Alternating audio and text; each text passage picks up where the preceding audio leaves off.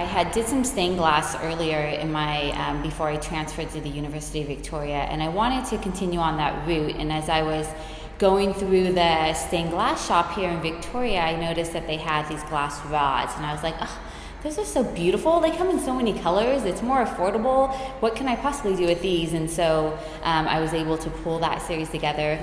And so with working with the rods, I have another piece of circles, and that's a very feminine piece. I think there's 28 glass rods, and that sort of comes from a very feminine cycle, the cycle of menstruation, and the idea of light. I did another series, not in the show, that had that same idea, the number 28. How am I going to use this number?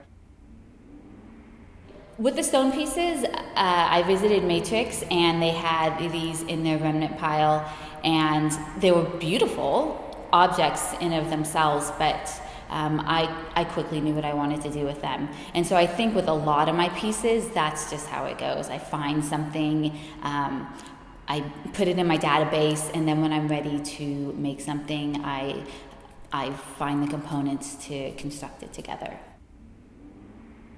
I try to stay on top of trends. I think as women, we naturally relate everything with fashion and with color trends and home decor because we like to have beautiful things around us. I think that's such an important part of our nature, our nurturing nature, especially as a mother.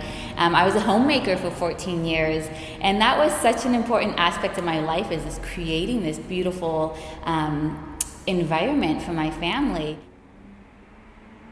As we receive inspiration from so many outside influences, we can talk about that. We don't have to pretend it's our own, original idea. Nothing will be original. Everything we touch has an origin outside of ourselves, and so I think it's important to acknowledge that and talk about that. People are hesitant to really research and dive into an area that excites them and interests them.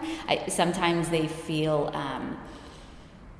that it'll influence their natural creativity, but I disagree. I think it's really important to saturate ourselves with as much as possible, and we live in such an amazing time where images are at our disposal left and right, and we can access them instantly. It's amazing.